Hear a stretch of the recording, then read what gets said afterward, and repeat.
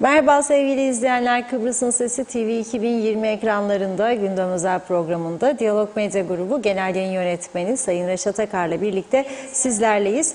Bugün okullarla başlayacağız. Hademelerle ilgili sıkıntı çözülmüyor. Eylem devam ediyor. Velilerin tepkisi de artıyor. Lefkoşa'nın Arabahmet İlkokulu'nda veliler çocuklarını okula göndermeme eylemi başlattı ve yetkililere bu sorunu çözün mesajı gönderdiler. Röportajlarımız var, sizlerle paylaşacağız. Bir diğer konumuz su, içme suyu. Kuzey Kıbrıs Hızlı Tüketim Ürünleri Tedarikçileri Derneği önemli uyarılar içeren bir açıklama yaptılar. Yerli üretimin kaynak suyu olmadığı, Türkiye'den gelen sulara ise çok yüksek oranlarda fon uygulandığı belirtilerek eleştirildi. Detaylarını ele alacağız. Diğer taraftan et fiyatlarındaki artış devam ederken güneyden kuzeye yapılan kaçakçılık konusunda uygulanan yöntem tartışılıyor. Peki nedir bu uygulama? Yine ayrıntılarını ele alacağız. Son olarak da Halkın Partisi'nden milletvekilleri Ayşegül Baybars ve Jale Refik Rogers bugün partilerinden istifa ettiler. Genel Başkan Kudret Özersay ise bunu çoktan yapmaları gerekirdi dedi. Yine bu konuyu da ele alacağız. Hepsi ve daha fazlasıyla sizlerleyiz. Reşat Bey merhaba.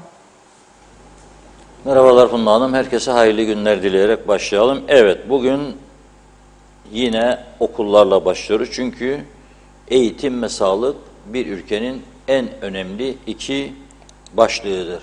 Eğitim olmazsa o ülkede başarı olmaz, düzen sağlanamaz, iyi bir yaşam koşulları oluşamaz, insanların birbirine saygısı olmaz, düzensizlikler yaşanır. Eğitim tabii olmazsa olmazdır, sağlık da aynı şekilde olmazsa olmazdır. Ve dikkat ediniz, bir olay yaşanıyor bu ülkede. Hem eğitim hem sağlık tehlike altında, fakat herkes seçim gezisinde. Yani böyle bir trajikomik durum herhangi bir ülkede olabilir mi söyleyin bana. Ben çok geri kalmış ülkelerden bahsetmiyorum. Burası şu anda istesek de istemesek de, beğensek de beğenmesek de, çözümsüzlük olsa da, karşı tarafta bazı unsurlar hala enosis haliyle yatıp kalksa da, bizim içimizde bazıları ezan sesi susmasın, ne bileyim bayrak inmesin diyerek bölünmüşlük ve taksimi savunsa da, bu ülke Avrupa toprağıdır. Bunu kabul edelim. 2004 yılında Avrupa Birliği Kıbrıs adasının tamamını kendisine bağlamıştır. Bu değişmez bir koşuldur. Avrupa Birliği toprağında oturuyoruz ama Afrika'dan beter koşullar altında bir yaşam sürüyoruz. Güney Kıbrıs'ta da ekonomik kriz var, güneyde de sorunlar var ama eğitim ve sağlık konularında ve diğer günlük yaşam koşullarında bizden çok daha iyi durumdadırlar. Neden? Çünkü doğru dürüst yönetimleri vardır. Neden? Avrupa kurallarını en etkili bir şekilde uygulamaya çalışıyorlar ondan. Bizde ise kural yok, kuralsızlık egemen duruma gelmiştir. Egemen hal almıştır kuralsızlık. Sana ne, bana ne, boş ver, yap gitsin, et gitsin zihniyeti gittikçe yayılmakta ve etkili hale gelmektedir. Olabilir mi böyle bir şey? Eğitim ve sağlık şu anda ikisi de tehlike altında, fakat kimsenin umurunda değil. Küçücük çocuklar okullarda tuvaletlerine giremiyorlar. Oturdukları sıralar, masalar temizlenmiş değil, hijyen koşullarına uymuyor sınıflar. Fakat bu gerçeği kimse görüp de önlem almaya çalışmıyor.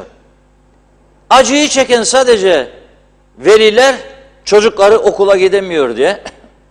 Endişeyi yaşayan veliler, çünkü giden çocuklar birçoğu gidiyor, devam ediyor, gitmeyenler de var.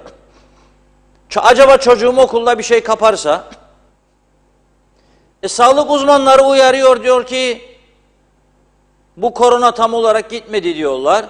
Bir de yeni bilmem grip çeşidi var diyorlar. Üçlü bir komplikasyondan söz ediyorlar. Hem çocuklar okula gidemiyor, bazıları, yani veliler yollamamaya başladı. Hem de giden çocuklar hijyen koşulları uygulanmadığı için okullarda hastalık tehlikesi ile karşı karşıya.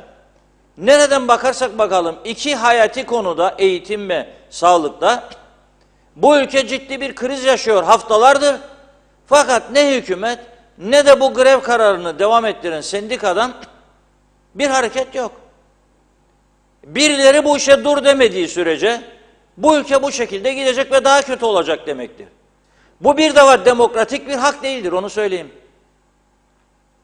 Bu bir demokratik hak değildir. Anayasa, babayasa neyse sana o hakkı verdi diye bir deftercik tut ettiler elinize ki tanınmamış ve kabul görmeyen bir yönetimin hazırladığı bir defterciktir. Artık bunları konuşalım. Kendi kendimize, yani olmayan şeyleri varmış gibi görme hastalığından kurtulmamız lazım ya.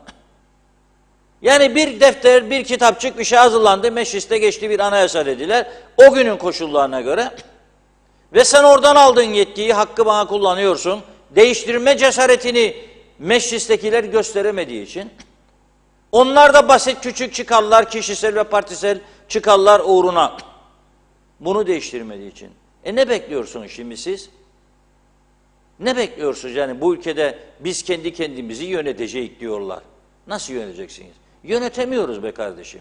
Biz kendi kendimizi yönetemiyoruz. Ve gittik sonra daha da batırıyoruz kendi kendimizi. Biz kendi kendimizi yönetemiyoruz. Gittikçe daha da batağa gömülüyoruz. Hiç kimsenin umurunda değil. Sözde meclis var bu ülkede. Nerededir bu arkadaşlar?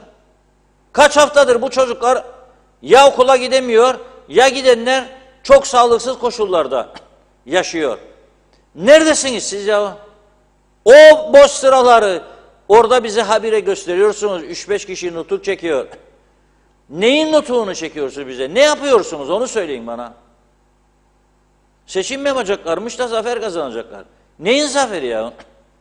Hangi seçim, hangi zaferi konuşuyoruz ya burada? Olacak şey değil. Şimdi bugün arkadaşlarımız takibe aldılar. Lefkoşa'nın Surlar bölgesinde tabii genellikle dar ve sabit gelirli aile çocuklarının gittiği bir okuldur. Arabahmet İlkokulu. Aslında tarihi bir bölgedir Arabahmet. Tarih bilgilerinde bulursunuz. Önemli bir bölgedir.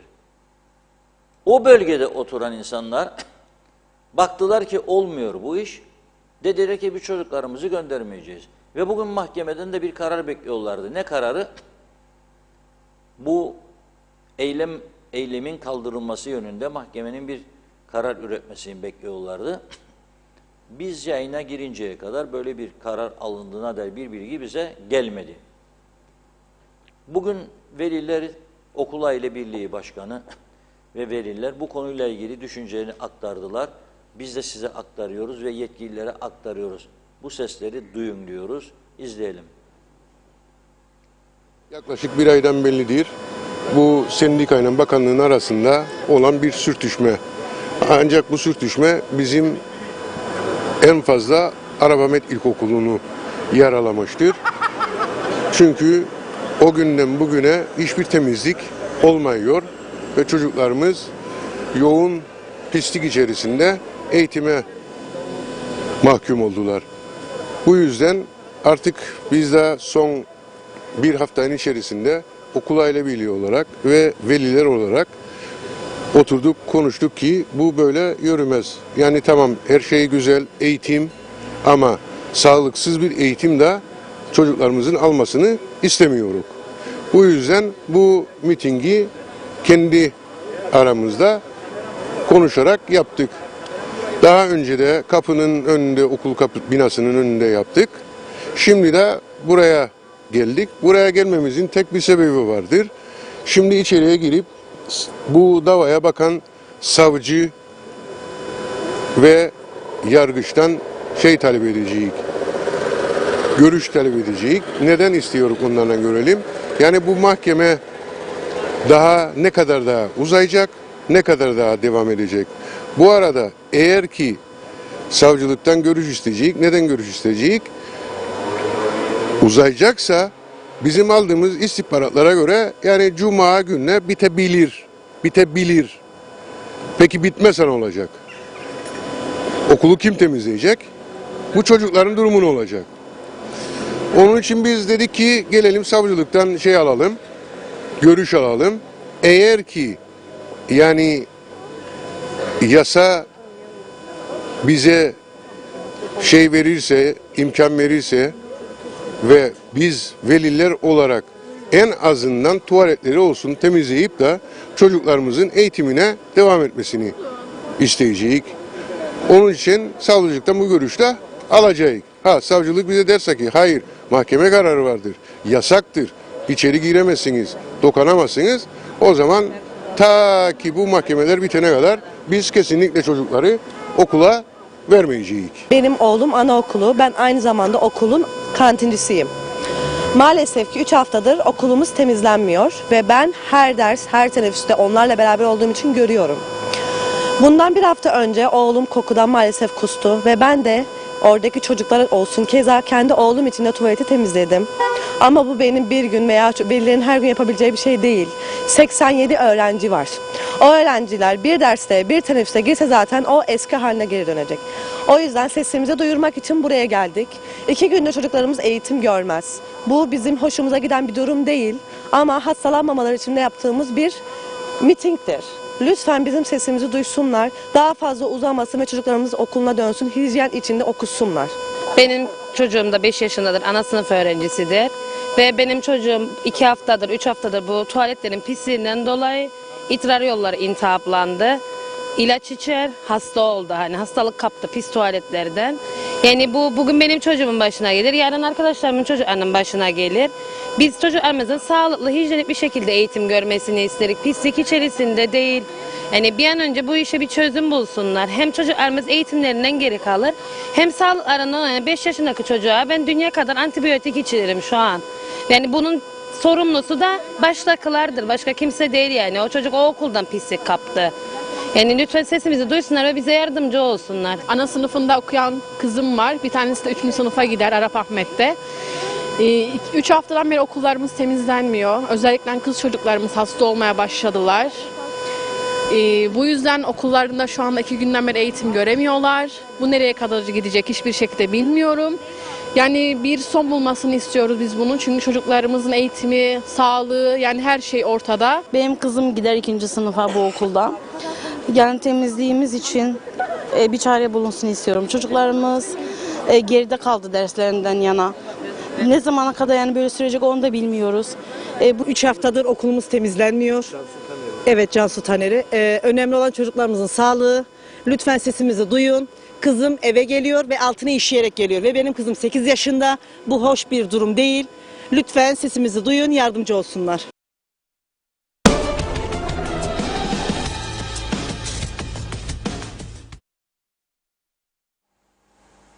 Evet, dinledik değil mi? Tabii bu insanlar konuşuyor, tepkilerini dile getiriyor. Eğitim dibe vuruyor. Sağlık tehdit altında. Ama kimsenin umuru değil. Kimsenin. Bütün gün kabuller. Bir de bu kabulleri ya devletin ajansına yansıtıyorlar, çağırıyorlar, gel diyorlar, kabulü var Sayın Bakan'ın. Veya kendileri çekiyor, basıncıları var, servis yapıyorlar. Sayın Bakanımız bugün bunu kabul etti, bunu bugün bu kabul etti. Ya da o web televizyon, internet televizyonu senin, bu benim. Bakıyorsun 4 kişi izler, bir bakan, ülkenin bakanı, 4 kişi, 6 kişi kendisini cep telefonundan izler diye 1 saat anladır da anladır, anladır da anladır. Fakat bu taraftan ülkenin bu kadar işi var, yapılması gereken iş var, verilmesi gereken hizmetler var.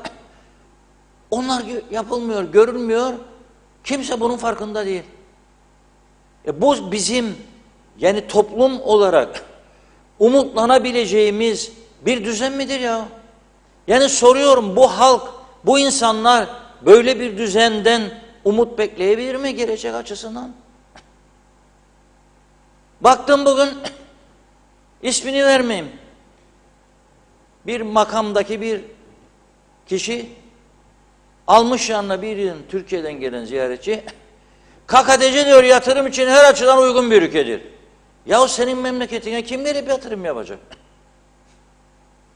Senin memleketine yatırım yapanlara sen düşman oluyorsun zaten. Kim senin ülkene yatırım yapacak ya? Hiçbir şeyin belli değil.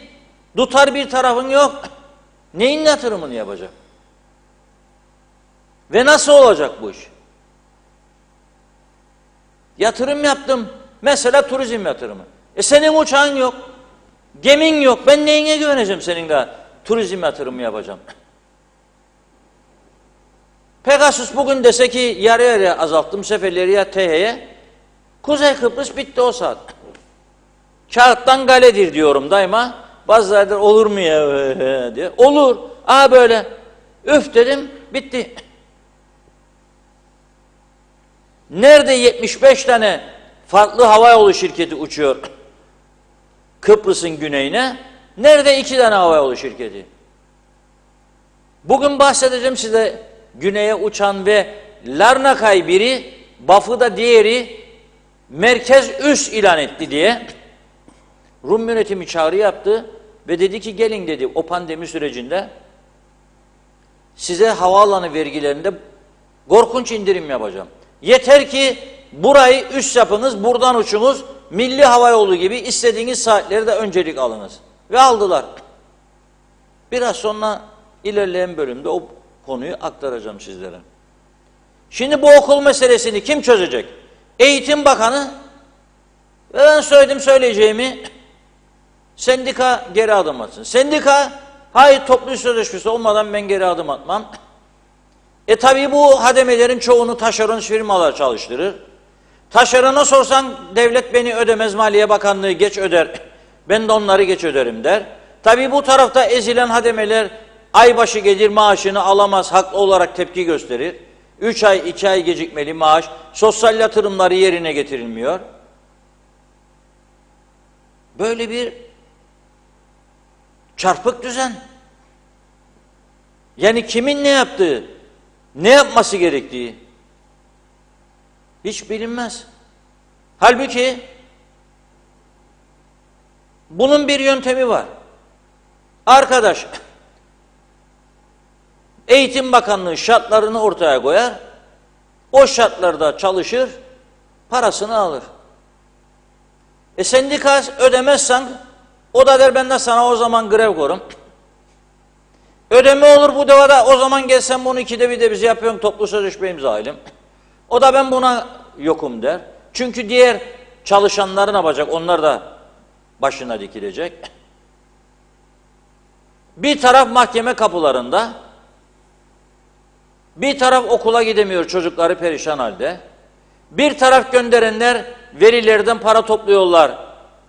Kendi aralarında topladıkları paralarla kendileri çözmeye çalışıyorlar bu sorunu. Böylesi bir düzensizlik içinde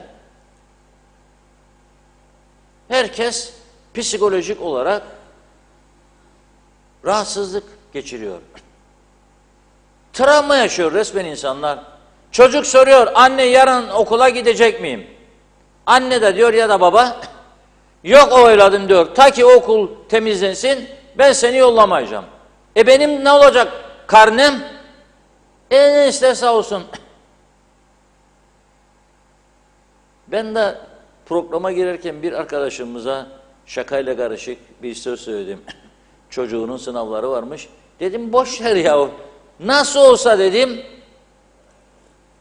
bu orta dereceli okul bitecek. Üniversitede bitecek dedim. Ondan sonra profesörlüğe kadar yolu açıktır senin çocuğun. Çok yorma çocuğu dedim. Kim bakar ki bu ülkede eğitimin kalitesine? Kim bakar ki bu ülkede sağlıklı eğitim görmelerine? O riyalla der Rum. Para dönüyor Kıbrıs'ın kuzeyinde. Başka şey dönmüyor. Kalite malite unutun bunları. Ondan sonra bana işte ben bu ülkede böyleyim de çözüm olmazsa olmaz da bilmem ne. Çözüm olursa ki ben olmasını istiyorum. Niçin istiyorum biliyor musunuz? Bizi oradan gelecek topuzların dışında hiçbir şey düzeltemez artık. Hiçbir şey. Çünkü çok yanlış bir sisteme alıştırıldık ve bu yanlış sistemden birçok kesim, herkes kendine göre bir pay koparmaya başladığı için bu çarpık sistemin düzeltilmesini kimse önemsemez. Düzeltmeye kalkarsan bak ne der? Ben burada çocukların haklarını, eğitim hakkını savunuyorum. Hadime bana diyor sizden bunu beklemezdim. Ne istedin beklerdin? Sana toplu sözleşme yapsın, çifte üniversite diplomalılarda sözleşmesiz çalışmaya devam etsin. O düzeni mi savunayım? Sana sözleşme yapmadığı için çocuklar okula gidemiyor, pisliğin içinde yüzüyor. Onu mu savunayım? Elbette senin maaşını da savunurum, haklarını almanı da isterim. Ama o bir düzensizliğe de dikkat çekmek benim görevimdir. Bu şekilde bu çark dönemez bu ülkede. Siz insanları bu şekilde EOK'a geliyor, enosis olacak diye korkutamazsınız. Çünkü korku da bir yere kadar.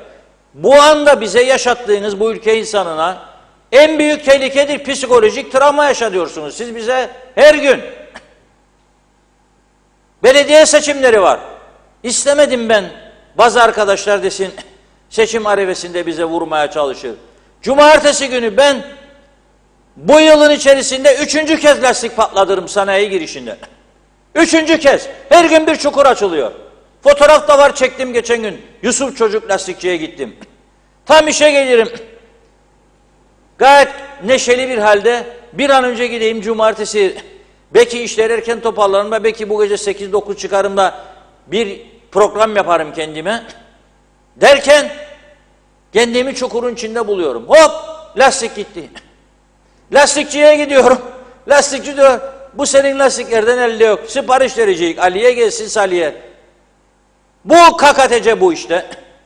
Bu forever teorisi bu. Ha siz birkaç kişi, 5-10 kişi, 50 kişi, 100 kişi makam sahibi olacaksınız ve hak etmediğiniz maaşlara bağlanacaksınız. Hak etmediğiniz bana şovları yapacaksınız. Makam sahibi falan. Heyet kabul edersiniz, fotoğraf çektirirsiniz. Da ben bu düzenin bana yarayacağını, ülke halkına, insanlığa yarayacağını veya dünya insanlığına veya Avrupa'ya hizmet edeceğini düşüneceğim. Ve Avrupalı kültür hayal edeceğim bu ülkeden. Mümkün değildir ya. Bakın bu ülkede herkesin şikayet ettiği konular var değil mi? Bir tanesi nedir? En önemlisi son günlerin konusu et. Hayvancı diyor benden hala diyor okkayla alır. Okka tarihe gömüldü. 40 senedir okka yoktur, kilo yok. Neden hala daha sen adamla okkayla alın? Ve bak dün de söyledim. Var mı bir hareket bugün? Tarım Bakanı bekledim. Okka devri kapanmıştır. Bitti. Kiloyla alınacak kiloyla. Diyebiliyor mu? Diyemiyor. Çünkü 5-10 kişi gücenecek diye seçim var. Aman aman aman diyor. Bu seçim bitecek. Eğer gene seçime gitmezse ki ben inanıyorum gidilecek 2023'te. Ara seçim olacak. Yani gene seçim. O bitecek. Genel seçim. O bitecek. Cumhurbaşkanlığı seçimi. Her sene seçim var be kardeş bu ülkede. O zaman siz ne zaman işaret yapacaksınız ülke yararına, insanlık yararına? Yapmayacaksınız. Yapamazsınız zaten. İradeniz yok zaten. Ve başkaları gelecek dıştan size bunu yap diyecek, yapacaksınız. Bunu yap diyecek, yapacaksınız. Emir kulu. Ve vatandaş da bu taraftan ayı nasıl çıkaracak onu düşünecek. Çocuk diyecek. Bir eski sendikacı paylaştı gördüm. Dede demiş somon balığı çekti canım kaç zamandır bize almıyorsun demiş. Gittim baktım diyor alınacak gibi değil diyor. Eve diyor en ucuz diyor voppa balığı aldım getirdim. Ki çocuklara voppa balığı yedirmek zordur kılçığı var diye. Çok dikkatli olmanız lazım. Neden dedi almadın demiş bana istediğimi. Yok oğlum demiş gelmiyor epeydir somon Kıbrıs'a. Yalan söylemek zorunda kaldım toruncuğa diyor. Alamaz ki. Hadi somon balığı yemesin. Şimdi bazıları da der bu kültür somonları fayda yerine zarar vermiş diye iddialar da var. Haftada bir et ya 2 köfte kıymadan yapsın yedirsin çocuğuna. Bir gün. 400'e kadar çıktı bazı yerlerde diyor. Bu liberal ekonominin gereğidir. Rekabet vardır. Birisi 400 satacak, birisi 280, 260, 290. Sonra diyecek ki size o 260-280'e sattıkları bir misiniz diyecek. Şudur budur, beslidir, normal değildir, şudur budur falan. Tamam peki. Neden güneyden kaçak et getiriyor bu insanlar? Basit bir örnek vereyim. Güneyde de Rumlar da şeftali kebabı yer ama bizim kadar değil. Çok azdır onlarda şeftali tüketimi. Bizde çok yaygın. Şeftalisiz meyhaneye oturdum olmaz. Karışık kebapçılar getirir böyle meyhanede. Çeker şiş de bağlı olduğu için artık şişi azalttılar. 3 tane küçük et, 2 tane, 3 tane de kuyruk çeker. Kuyruk bulamıyorlarmış son zamanlarda. Şeftali için de bizim hani Kıbrıs'ta terk derik, Türkiye'dekiler kuzu gömleğidir. Yoktur. Ne yapacak? Rum'dan alacak. Neydi istediğin yani? Almayacak. Madem yok, bu bir ihtiyaçtır, alacak. Sen yasak koyuyorsun. Adam gitti Rum tarafından aldı koydu.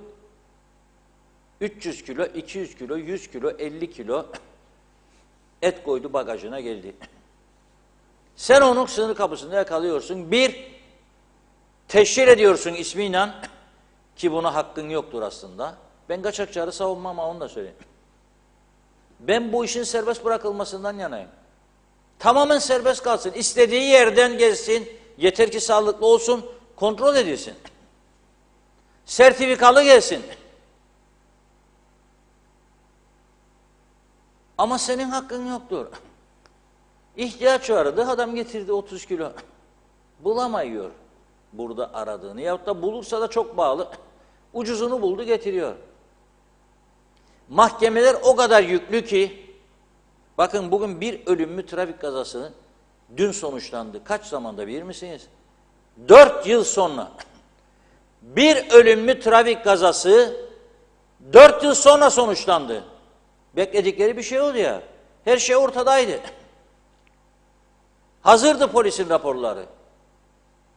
Bir taraf tehir der, öteki taraf tehir der. Bir taraf tehir der, öteki taraf tehir der. Mahkemeler de o kadar çok yüklü ki 4 yılda sonuçlandı. Bu adalet midir sizce? Geç gelen adalet midir?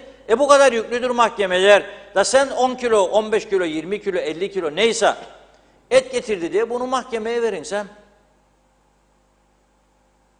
Ne cezasını kesmen kapıda kendine? Rum'un yaptığı gibi. Yani biz Rum'dan daha çok mu ciddi bir devletik yahu? Kapıdan Rum buldu mu gümrüğe aykırı gördüğünü alır elinden malzemeyi keser kendine fatura cezasını da ödedir orada. Biz mahkemeye götürürük. Kaç ay sonra, kaç yıl sonra mahkeme sonuçlanacak da sen et kaçıran kasaba veya başka bir şahsa ceza vereceksin. Neden pratikleştirmeyik yani demek istiyorum bu tür olayları? Ve neden sorunların köküne inmek istemeyik? Şimdi ithalatı açarsam hayvancı bana saldıracak der. Öyle mi? Ha öyle. Şimdi ben okkayı kiloya çevirirsem bu deva kasap bana tepki gösterecek. Korkunun ecele faydası yok ya. Şimdi mesela sen tabii ki yerli üretim korunsun bir şey demem. Bizim bu programda da yerli su reklamı geçer. Lazım ben hiç konuşmayayım çünkü reklamı keserse bana zarara uğrayacağım. Ama öte taraftan da konuşmam gereken konucuklar var. Hem kalitesi hem fiyatçı. Hangisini tercih etmem lazım? Doğru neyse onu. Ama kaybedebilirim ekonomikman. Olacaksa olacak. Ama bu siyasetçiler ne der? Ben de yapacağım da deliyim de seçim var şimdi. Su üreticileri bana saldırsın. Yapmaz. Ne yapar? İthalata fon üstüne fon koyar. Daha da bağlı, daha da bağlı. Beğenirsen kardeşim. Bu ülkeden için bu kadar çok kanser patlaması var. Ve ben doktor değilim. Ama araştırmayı çok severim. Doktor bana bir ilaç verdiğinde en az 2-3 Türk güvenilir sitesinden, en az 5-6 da yabancı, İngiltere ve Amerika ünlü kabul edilebilir sağlık sitelerinden bilgi alırım da öyle içerim. Bu benim yapım, tarzım. Ben bu su konusunda yıllardır uyarıyorum bütün vatandaşları. Bir ayda, bir yılda olmaz tesiri. 3-5 yıl birikince başlar kendini göstermeye. Su hayattır, en iyi slogandır. Nasıl bulurlarsa hayat suyu piyasaya sürenler çok güzel bulmuş zamanında o sloganı. Su hayattır. Dünyanın en ünlü doktorlarıyla konuşun, araştırın, bakın açıklamalarına. Günde en az 2,5-3 litre su tavsiye ederler. Hatta benim konuştuğum İngiltere'de doktorluk yapmış bazı ünlü kişiler derler ki 3 litre suyun altına düşme. Eğer günde 2 tane Nescafe içersen 2 bardak, 4 bardak fazla su iç. 2 bardak şarap içersen veya başka bir alkol, 4 bardak fazla su iç. Onun yerine derler. Tecrübe konuşur. Şimdi nasıl olur? Kaynak yok bizde, kaynak yok. Kuyudan su çekilir, arıtılır, şişelere doldurulur, su diye satılır. Vatandaşlar da ne yapar? Evinin ihtiyacıdır. Fiyatlar da ithalata göre daha uygundur. Ona yüklenir. Ama o içtiği su ne kadar vücudunun ihtiyacına uygundur? Bazı firmalar var, biliyorum ben de. Daha önce de söyledim. Çünkü bir gücenmişlik oldu. Bütün raporlar elimizde diye bana yolladılar. Ben de buradan söyledim. Raporlar olabilir ama ben diyorum ki kaynak su var mı bu ülkede, Kıbrıs'ın kuzeyinde? Yoktur. Ya şebekeden gelen su arıtılır, alınır, ya kuyularda izin alırlar, kuyulardan çeken su arıtılır, bir şekilde şişelenir ve satılır. Şimdi kısa adı TUT der. Tut dedim demek ki, tut der. Kuzey Kıbrıs Hızlı Tüketim Ürünleri Tedarikçileri Derneği'dir adı. TUT derin açılımı. Hızlı tüketim ürünleri. Su da hızlı tüketilen bir üründür. Demek ki su ithal ediyorlar. Diyor ki, Türkiye'den ülkemize ithal edilen kaynak sularına fiyat istikrar fonu marifetiyle %500'lere ulaşan zam yapmanın gerekçesi nedir diyor. Ve Başbakan'a soruyorlar. Ülkemiz hemen hiçbir doğal kaynak suya sahip değilken, işlenmiş suyun mineral özelliklerini kaybettiği bilinirken, işlenmiş suyun bromat nedeniyle kanserojen etkisi olduğu bilinirken, yanı başımızda ana vatanımız Türkiye doğal kaynak su zenginiyken, ana vatan Türkiye'den gelen doğal kaynak içme sularına 5 kat yani %500 oranında fon ve vergi uygulayarak tüketicilerimizin sağlıklı suya erişimi niye pahalılaştırılıyor? Fon gelirleriniz içerisinde sadece %0,43 bir paya sahip sudan kaynaklanan fonda ısrar nedir diyor. Çocuklarımızın doğal kaynak sulara erişimini kısıtlamak kimlere fayda sağlamaktadır? Pahalılaştırdığınız doğal kaynak sularını dal yerili insanlarımızın satın alınmasını engellemek hangi mantıkla açıklanabilir diyor. Ve açık mektup yayınlıyorlar. Şimdi bu bromat nedir? Hatırlarsanız ben bir ay önce bu mutter açıklaması yoktu. Ben buradan arkadaşlara rica ettim. Dedim ki Sağlık Bakanlığı'ndan isteyiniz bakalım. Sular nasıl tahlil edilir Kıbrıs'ın kuzeyinde? Hangi aralıklarla tahlil edilir ve sonuçları nedir? Temel Sağlık Hizmetleri Dairesi zaman zaman bazı firmaların sularında bromat oranının yüksek olduğunu ve bunun da uzun vadede kanserojen etki yarattığını samimi bir şekilde itiraf etmişti. Biz de buradan konuşmuştuk, söylemiştik. O günden bugüne söyledik, yazdık da gazetede. Ben beklerdim başka ülkede olsa, vallahi billahi deprem çıkardı. Deprem olurdu. O kadar umursuz, o kadar sorumsuz bir ülke. İnsanları da alıştırdılar. Ver be, yiyeceğim, içeceğim be. Bu kültüre dönen bir toplum, bromat yüksek, sonuçlarına katlanacak arkadaşım. Benim üzüldüğüm, bilmeden, öğrenmeden, öyle bir öğrenme bilme şansı olmadan tüketim yapan insanlar içindir. Yazık, günahtır ya. Yazık, günahtır. Hiç o onkoloji hastanesine gidip gördünüz mü oradaki durumu? Allah kimseyi düşürmesin.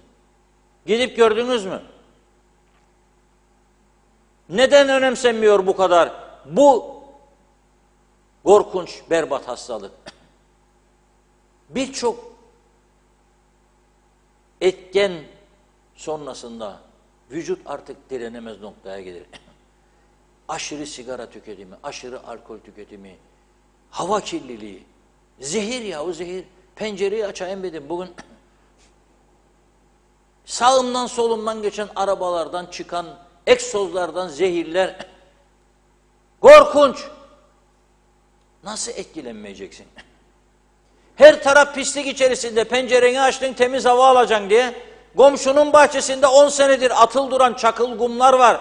Rüzgar estikçe kumlar gelir, ağzımın içinden girer, burnumdan çıkar yahu. Yerel yönetim seçimlerine gidiyorsunuz. Bunu olsun halledemediniz yahu. Yazıklar olsun hepinize de. Hepinize de, meclistekilere de, belediyelere de yazıklar olsun size. Ben evimde bir inşaat eki yapacağım. Getirmişim 2 kamyon toprak çakıl döktüm. İşim bitti. 10 senedir bahçede tutuyorsam suçluyum. Yakalayacaksın beni, kulağımdan götüreceksin, hesabını soracaksın. Bunu bile yapamadınız siz ya. Hangi çağdaşlıktan, hangi Avrupalılıktan bahsedersiniz? Onun için istiyorum, topuz gelecek artık buraya. Başka türlü insanlık olmaz. Hayır, ben terk etmeyeceğim bu ülkeyi. Size de bu ülke mal edilmeyecek ama. Nedir bu insanlık dışı hareketler? Seçilmiş yapacaklarmış. Yarışa girdiler. Planlar varmış, hazırmışmış. Ne yapmadınız bu kadar zamandır? Soruyorum. Hepiniz de denendiniz. Ne yapmadınız?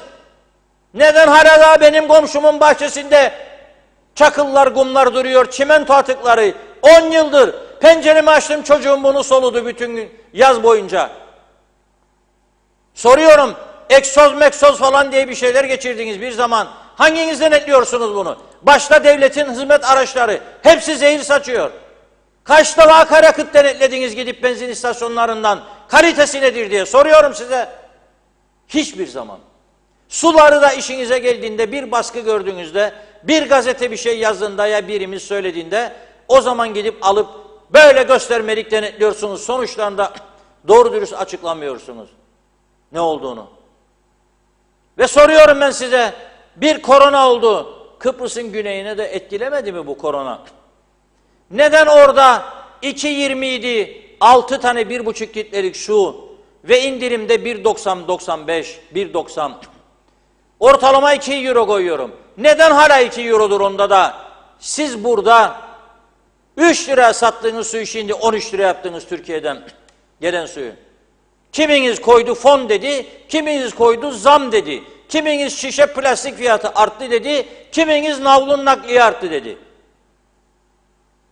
Ben ne yapacağım vatandaş olarak?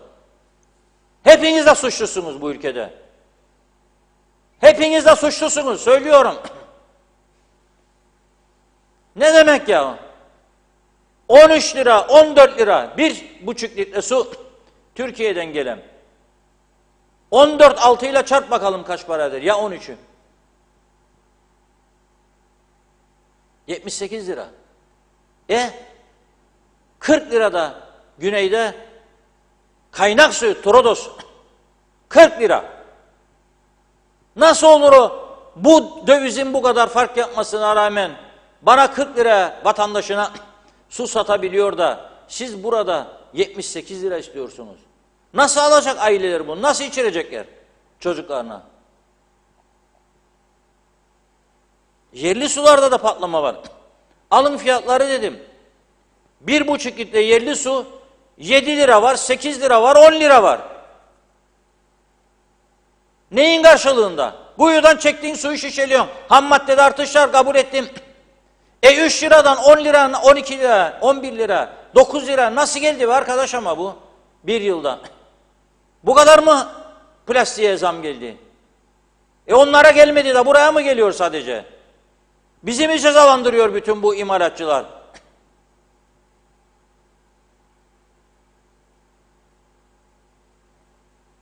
Gerçekten korkunç bir durumla karşı karşıyayız. Korkunç. Dedim ki arkadaşlara bir araştırın ya. Bu bromat bir daha söyleyelim. Belki Sağlık Bakanı var bu ülkenin. Tarım Bakanı var. Su mu kaynaklar onundur. Bir yığın bakanı bakmayanı var. Meclisi var. Haftada 2 gün sözde toplanıyorlar.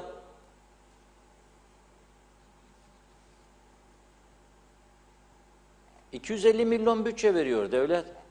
Devlet televizyonu. Gitsin oradan da yayınlasın. Bir onu, bir de bakanların kabullerini. Bakanların kabullerini.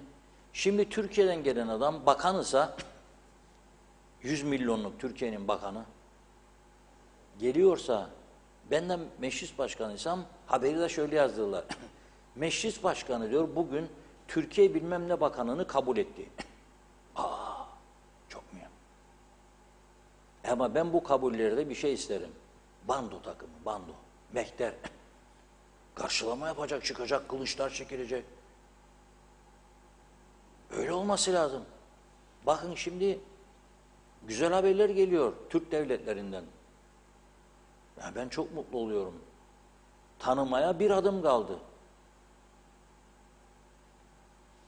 Onun için onlarla vakit geçireceksem benim vatandaşımın eti, sütü, yumurtası patlayacak, yiyemeyecek ekmeği sen bir şeyler yapamayacaksın bu konuda teşvik edici. Ama öte taraftan da yolumu da yapmayacağım. Ben bir senede 3 tane lastik patlatacağım. Ama bu taraftan vereceksin 250 milyon. Seni göstersin televizyonda da toruncuğuna, çocuğuna desin bak dedeciğin konuşur. Ne konuşur? Kime ne konuşur? Ne oldu konuştu da? Sen bunu yapacaksın diye. Bir tanesine sadece 250 milyon. Toplamda 1 milyar para neredeyse harcıyorlar. Ne? Onu kabul etti, bunu kabul etti. Bak. Ama bu taraftan yol yok. Bu taraftan su yok. Bu taraftan ilaç yok. Okul yok. Bütün günahları sizinledir o çocukların. Gelecekteki başarısızlıkları, ondan doğacak olan bütün günahlar hepinizin boynuna asılacak. Ben açık ve net söyleyeyim size.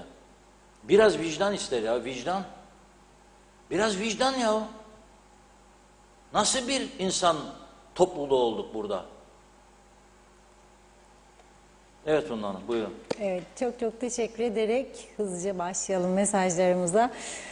Gidenler oldu. İlk Aslı Niyazi'nin mesajını görüyorum. Ne Eğitim Bakanı ne sendikaların öznesi çocuklar değil, her zamanki gibi kendi kavgalarında tutuştular demiş. Varnavas Panter bütün meclisin, halkın ve en başta hükümetin bir silkinip kendine gelmesi lazım. Bir an önce kurum kuruluşlar diyor çökmüştür. Atilla Geçer iyi yayınlar diledi. Ahmet Halil'de, Mehmet Güney'de, İzzet Kahraman diyor ki yazıklar olsun diyor, hepinize sevinin ama kimseye söylemeyin. UBP zihniyetinden memnun musunuz? Bunlar yaşanırken yüreğiniz sızlamaz mı diyor. Alın size demiş, 2 devlet böyle mi olacak? Evet, bakıyorum. Atilla Geçer aslında Kıbrıslılar olarak diyor, dün sizin TV'de misafir olan Başkan Ferdi Bey'i de dinledim, tarih dersi vermiş dedi. Evet, Atakan Korer Topuzurum sistemsel değil fiziksel vuracağından diyor. Ölü adamın refahı olmaz yazmış. Necdet Mavi Gözlü Kuzey Kıbrıs Birleşik Afrika Pakistan Cumhuriyeti'nden iyi yayınlar diledi. Bu UBP denen parti iktidarda olduğu müddetçe bu memlekette hiçbir şey ileri gitmez. Aksine daha da geri gider. 48 yılın en az 40 yılını UBP iktidarda geçirdi. Bu memleketi her geçen gün daha kötüye götürüyor. Bir elektrik santralini bile halledemeyen, okulların tuvaletlerini bile temizleyemeyen aciz bir hükümet, Afrikalıların, Pakistanlıların, 3. ülke insanların çocuklarını okutacaklarına sadece bizim çocuklarımızı okutsunlar ve onları okutmak için aldıkları öğretmenlerin yerine hademe alsınlar. En azından tuvaletler olsun, belki temizlenir. UBP'den iş beklemek, ölü gözünden yaş gelmesini beklemek gibidir. Mustafa Gürsoy, yeni bir Afrika sivrisineği hastalığı başladı. Özellikle kirli tuvaletler yoluyla çoğalıyormuş. Öğrenciler büyük tehlike altında diyor. Doğan Falyalı hastalıklara dikkat dedi o da. En tehlikeli mevsim, hiç tahmin edilmeyen sorunlar yaşanabilir. Grip, korona, uyuz vesaire. Kimseye yaklaşmayın, toka etmeyin, el öpmeyin, öpüşmeyin. Bir hastalığa yakalanma riski yüksek diyorlar. Evden dışarı çıkmamak gerek. Nazime Nalbant iyi akşamlar. Bugün çok üzgünüm. Sabah olan trafik kazasında sitemizin teknisyeni, iyi ve sevilen kişilerden olan Abdullah Öztürk'ün oğlu Hasan Öztürk hayatını kaybetti.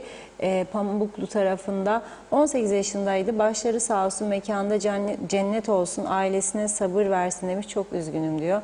Biz de başsağlığı dileyelim. Sabır. Tema Yavaş iyi yayınlar diledi. Ahmet Ulubay, bugün görevde olan siyasiler Kıbrıs Türk'ünün geçmişteki mücadelesi için yüz karasıdır. Şenol Tatlıcıoğlu selamlar. Atilla Geçer ne kadar ayıp değil mi? Türk kesiminde yaşa, Rum kesiminden alışveriş yap diyor. Akçay Muhtarlığı iyi yayınlar dilemiş Fevzi Mehmetçioğlu da. Doğan Falyalı tabii kuyruk yok, satın alınır ve yemeklere yağ diye kullanılır demiş. Güzelce tavada da kızartılır. Elde edilen sıvı her yemekte kullanılır. Zafer Akbaş, et ithalatını serbest bıraksa bile fiyatlar düşmez dedi. Sıdıka Zürt, marul 13,99 lira olmuş. Mehmet Bahtiyar Tolon, televizyonum bozuldu, parçasını bulamadım. Türkiye'den getirmek zorunda kaldım diyor. Parça 600 lira. Nakliye 250, navlun 50, ithalatçı belgem yokmuş. %10 ekstra gümrük 210 lira. Gümrük güneyden getirdim daha önce yedek parça. Kendimin olduğu için hiç para talep edilmedi. Bizim devlet ithalatçıyı korumak için elinden geleni yapıyor. Bu uygulama anayasaya aykırı değil mi? Mustafa Kurak, ta ki devlete istihdam, nemalanma, siyasilerin iki dudağı arasında bu düzen böyle devam ederse bu siyasiler de taş üstüne taş koymazlar. Bu düzeni yıkmak da kimsenin işine gelmez. Canı yanan birileri de böyle isyan eder, canını yer demiş. Osman Lord Elyeli, evet, Lord Manav bereketli kuru yemişleri evlere servisleri başlamış. 548 827 05 0'dan da ulaşabilirsiniz. Hayırlı yayınlar diliyor. Ahmet Ataksoy, çok güzel bir konuya değindiniz. Hakikaten uzun zamandır kontrol yok. Nilüfer Canova, memleket pislik içinde, çevre çok pis. Akşamları yollar karanlık diyor, korku filmi gibi. Bir de üstüne aylardır var olan yolu kazdılar, yama bile yapmamışlar. Toz toprak yutuyoruz. Muhatap var mı? Yok. Nasıl kanser vakaları artmasın? Siz söyleyin dedi. Osman Lord Elyeli, Elye'de sürekli içme sularımız kesilir, arazi kullanımına verilir yazmış. Ahmet Bazıbağlı, bir arkadaşım Karaağaç köyünde bulunan pınardan su almış. 35 gün sonra da bu suyu test etmiş, analize götürmüş. Sonuçta hiç bakteri dahi ürememiş. Kaynak suyu bu kadar önemli, haklıdır Reşat Bey diyor. Mahmut Bektaş da, yaşa Reşat Akar, hayırlı yayınlar, diline sağlık. Çağatay Dönler, şayet öyle bir şey varsa gelecek defa bu dünyaya geleceksem kesinlikle Kıbrıs'ı Türk olarak gelmek istemem demiş. Parantez içinde ne de Türkiye'li Türk diyor. Övünülecek hiçbir şeyimiz yok, kalmadı dedi. Evet, Osman Lord Elyeli, 50 liraya aldığım ketçap mayonez 2 gün sonra diyor 70 lira oldu. Atilla Geçer, Reşat Bey, Allah'tan Kıbrıs'ta petrol bulunmuyor. Bulunsa en pahalı benzini siz alırdınız dedi. Bakayım. Osman Lord Elyeli yine 220 liraya sattığım Antep fıstığı 280 liraya toptan aldım. Mustafa Deniz Gezen'de az önce marketten bir küçük ayran aldım. 18 lira aldı, sonra fark ettim. Yarın soracağım hesabı demiş. Yusuf Tuncer Barkut Güney'de 6 şişe su diyor. 1,59 euro demiş. İsmet Ezel tahlil almak yasaktır dedi. Bir iki mesaj okuyup ara verelim. Çağatay Döner meclis haftada 2 kez toplanıyormuş. Ne yapıyorlar bilen var mı? Özkan Bişmiş hükümetin işi ana bara bulli hiçbir alt yapmazlar diyor. Çünkü aküleri çalışmaz demiş. Zafer Akbaş, Reşat Bey sizin yerinizde olduğumu düşünüyorum da Allah demiş sabır versin deyip programı kapatırdım. Değil başka türlü ama ben böyle söylemiş olayım. Ahmet Ataksoy, Sağlık Bakanlığı uzun zamandır kontrol yapmamıştır. Değerleri yayınlasın, merak ediyoruz dedi. Son olarak Aytaç Bey'i de okuyalım. Bu ülkede hiçbir şey düzelmiyor. Böyle geldi, böyle gider.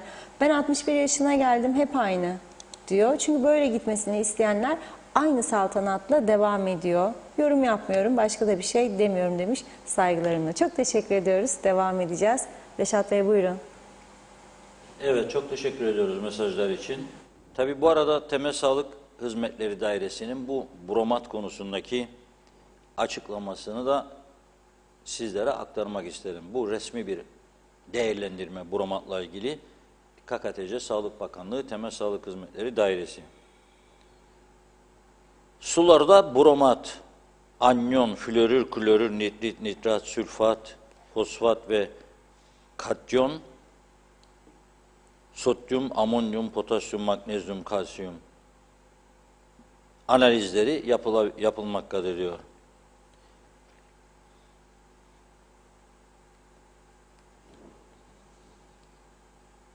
Su organizmaların üremesi için en elverişli ve en kolay ortamlardan biri olduğundan suyun temas ettiği hava ve fayans, beton, plastik gibi yüzeylerle mikrobiyolojik üreme ve dolayısıyla kirlenme oluşabilmektedir.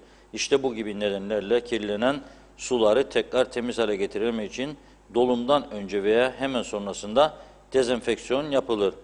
Ozon bilinen bir en kuvvetli dezenfektandır. Dolum amacıyla tesise getirilen suya ozonla zenginleştirilmiş hava yöntemi uygulandığında bütün bakteri ve virüslerin dezenfeksiyonu, tat, koku ve rengin giderilmesi, yosunların yok edilmesi, oluşumunun önlenmesi sağlanıyor.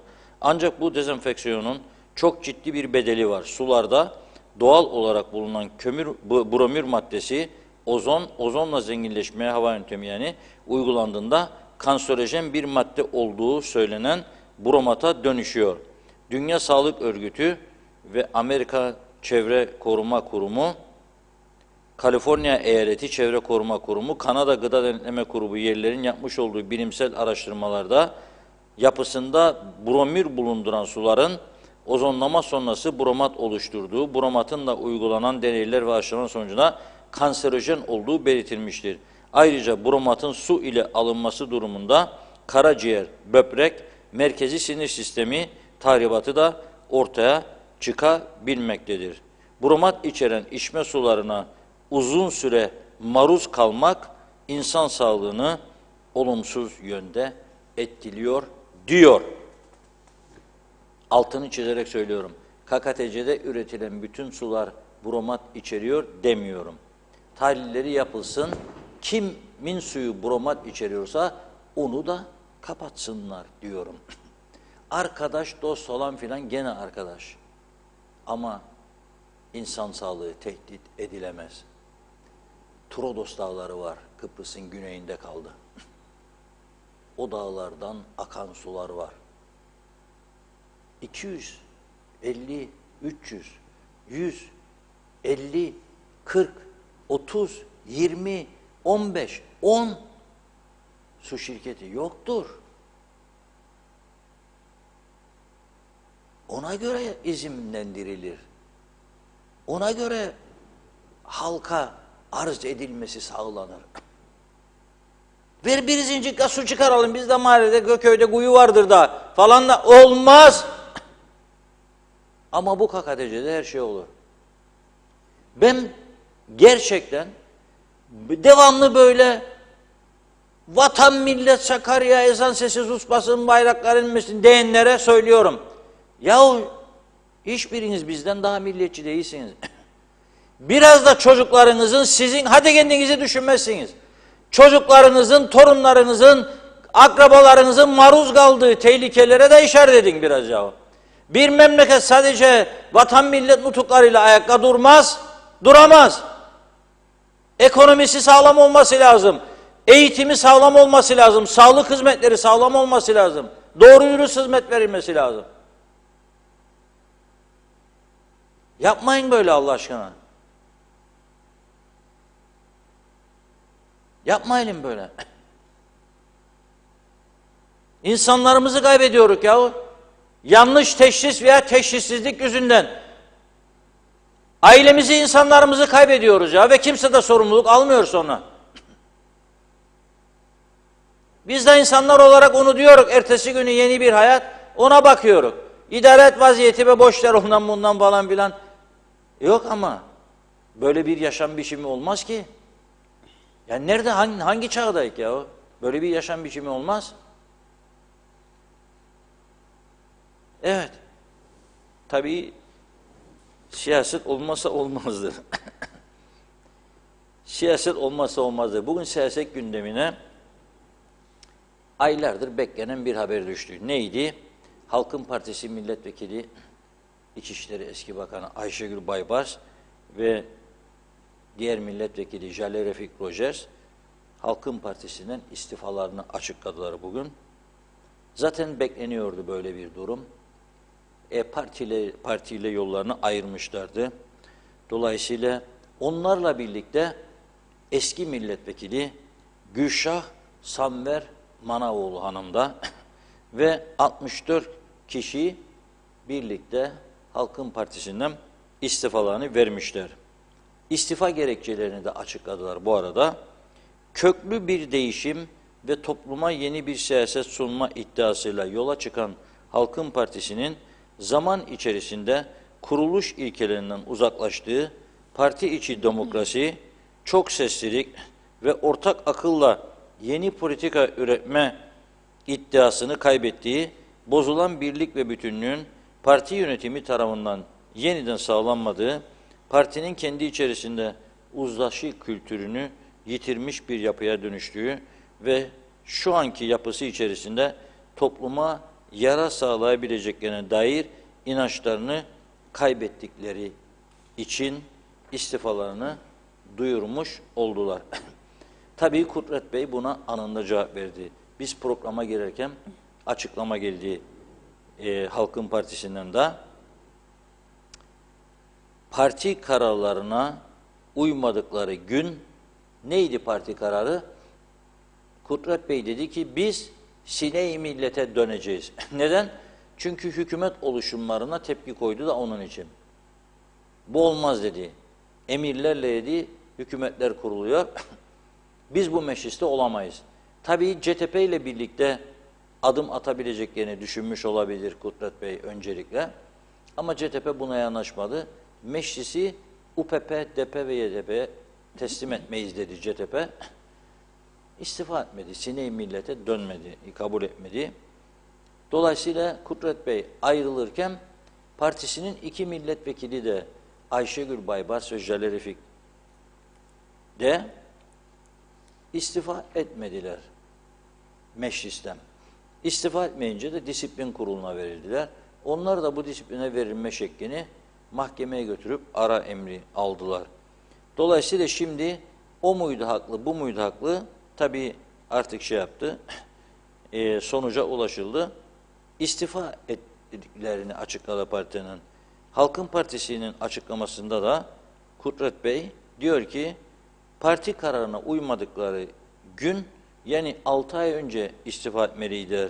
Geç bile kaldılar diyor. Halkın Partisi kararına uymadıkları gün siyaset ahlakı gereği zaten istifa etmeliydiler. Yani bu istifa 6 ay önce gerçekleşmeydi. Geç bile kalınmıştır. Kendi partisinin kararına uymayan ancak bu davranışları karşısında disipline sevk edildiklerinde de kendi partilerini mahkemeye veren bu kişiler ile Halkın Partisi çok uzun bir süre sonra zaten yollarını ayırmıştı diyor bu açıklamada. Tabii uzun bir açıklamadır ama vaktimiz el vermez. Daha sonra haber bültenlerinde bunun daha detaylı bir şeklini görmek mümkün. Ne olacak tabii? Halkın Partisi şimdi tabii böyle bu şekilde kabul etmek lazım ki ciddi bir güç kaybetmiş durumdadır. Çünkü Gülşah Hanım da evet milletvekilliğini kazanamadı ama çetin bir yarış vardı. Az bir oy farkıyla kaybetti. Bir iş kadınıdır, çevresi vardır. Güzel de konuşma yapar böyle halkın sevdiği dilde. Kaybetti. Bir eksiği vardır Gülşah Hanım'ın. Ben ona mecliste olduğu günlerde demiştim ki artık böyle konuşmakla, eleştirmekle bu ülkede kimse ciddiye alıp da iş yapmaz. Bir başka bir şey yapmak lazım. Şok eylem. Nasıl dedi bana. Çıkar dedim mecliste gömleği bir gün. Nasıl olsa denize de bikiniyle gidiyor kadınlar. Kal kürsüde dedim. Ta ki mesela bir gün bu yasayı geçiresiniz. Başka bir gün ta ki bu kararı alasınız. De bakalım. Yapmadı. Şimdi der keşke yapsaydım o günlerde der. Ama olmadı. Yapmadılar. Ben bir milletvekilimizin bir zaman yaptığını söylemedim. Bir tanesi de hem boyu uzun hem bayağı kilosu var. Küçücük bir eşek bulmuş köyün birinden. Getirmiş küçük eşeği meclisin önüne. O eşek seni kaldırmaz. Çünkü sen eşeğin 4 kat daha ağırlığında bir adam. Binmiş üstüne eşeğinle meclise gelecek dikkat çeksin diye. Sonra ne oldu? Partisi aday da yapmadı kendini çünkü ters tepti. Benim söylediğim farklı bir şey. Meclisin içinde onlara anlayacakları dilden bir mesaj. Bir apartman yasasını siz meclisten geçirmediniz. Bir tanıdığım anlattı. Üzüldüm de. Biz dedi 2 çocuğumuz var. Bir ev, apartman dairesi satın aldık dedi. Borç ödüyoruz. Bir gün dedi, baktım dedi, üst kattan dedi, aşağıya benim eve kirli sular akıyor. Adam yukarıda çişini yapıyor, bana geliyor diyor. Öteki şeylerde. Çıktım çaldım kapıyı. O da dedi ben kiracıyım. Git mal sahibine söyle.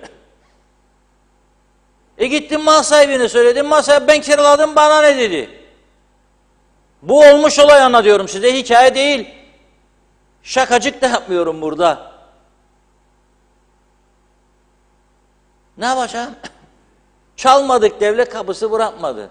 O dedi odur, o dedi odur, o dedi yasa yoktur falan. Sonuçta vatandaş mağdur. Ayıptır ya. Hem ayıptır, hem günahtır, hem rezalettir. İnsanlık dışıdır. Hakarettir, saygısızlıktır, çalmaktır, yolsuzluktur, hırsızlıktır, sahtekarlıktır. Bu düzenin adı budur. Daha ne sayayım size?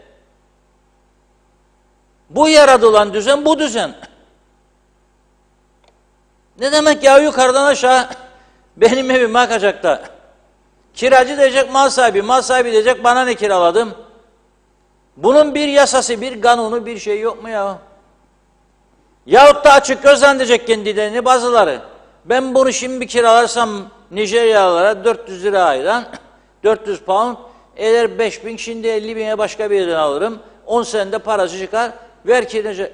Apartmanda senin 5 yıl, 10 yıl süreyle yüzünü gözünü gördüğün komşular geldi, onlar da 3 kişi girdi, oldu 35 kişi. Her gece seks partileri, uyuşturucu, gümbada, rezil yemek kokuları, çöpler atılsın sağa sola. Bana ne? Sana ne? Yarın şimdi yeni gittiğin yerde sağ yaparlarsa nerede bir apartman yasası? Yok. This is forever TRNC. Ne yapmışım ben forever'ine? Kimi kandırırsınız ya? Ben basit bir yasadan söz ederim size. Bana çıkın da izah edin, bunu niçin geçirmediniz? Söyleyeyim mi sebeplerini? Bir, umursamazlar ülkeyi. İki, çapları yok. Yani bunu alacaklar, yasa yazılacak falan filan yoktur öyle bir şey.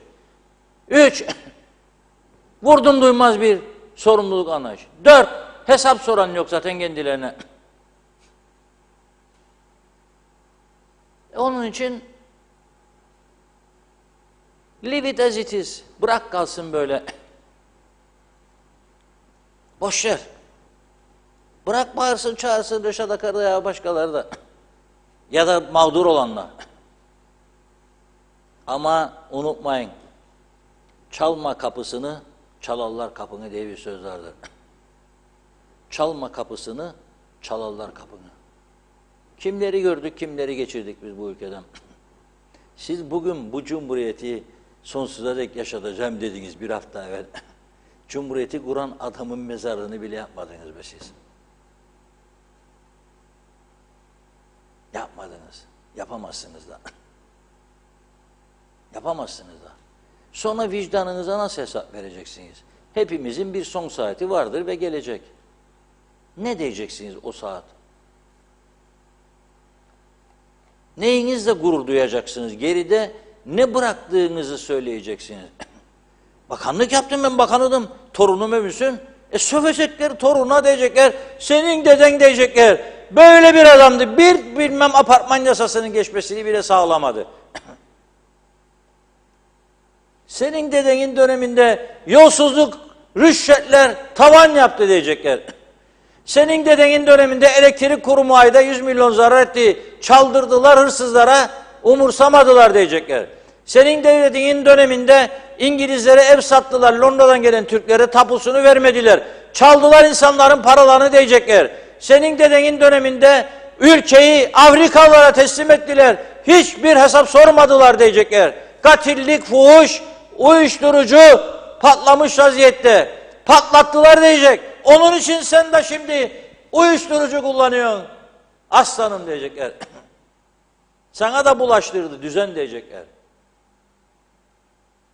Bakınız suç oranlarına. Trafik kazaları 18, 21, 22 en fazla. Bakınız uyuşturucu suçlarına. İçici demiyorum. Aynı zamanda satıcı kilolarca 18-24 arası. Nereden bahsedersiniz siz bana? Nereden? Bu Diyalog Gazetesi üşüttü galiba kafayı. Her gün günlerdir vergi listesini yayınlar. Tek gazete yayınlar. Bu da tabii lider gazete olmanın yarattığı sorumluluktur. Bakınız, tavsiye ederim size. Her gün bu sayfayı, gazeteyi alın okuyun. 25. sayfa. 2020'de kim ne kadar kurumlar vergisi verdi üst taraf, kim ne kadar şahsi vergi ödedi. Ben her gün okuyorum bunu. Allah inandırsın sizi. Öyle insanlar var.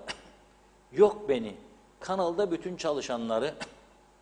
çalışanların mali varlığını 7.000'e katlayacak durumda. Ama meğer bunlar kazanmazmış. Ayda 300-400 lira vergi tamamdır, tamam. Devlet KKTC forever, no problem. Ana da eksileni öder nasıl olsa. Ödemeyin, vermeyin. Sonra da bu devlet bizim bunu yapmaz, bu devlet bunu yapmaz. Hastalardan yok vergi yok, o toplamaz, sen de vermiyorsun. Ondan dolayıdır. Ya anlaşır gibi değil yani. Onun için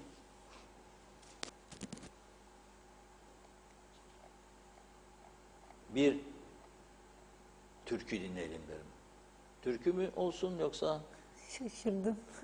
Bilmiyor musunuz? Şaşırdım.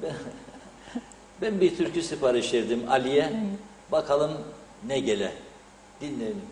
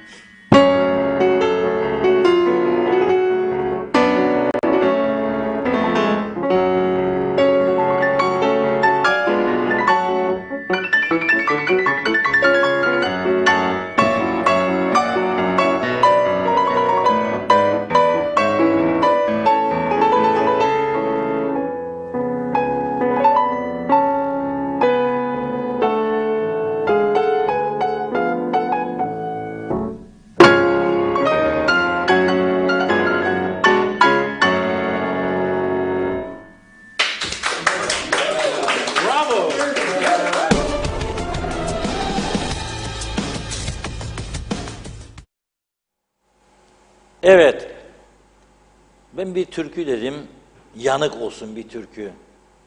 Dertliyim dertli. Çal kemancı, bunlar bana Macar dansı koydular, ne diyeyim.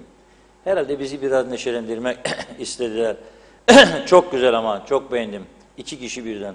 Karı kocaymışlar. Çok güzel çaldılar Macar dansını, çok beğendim.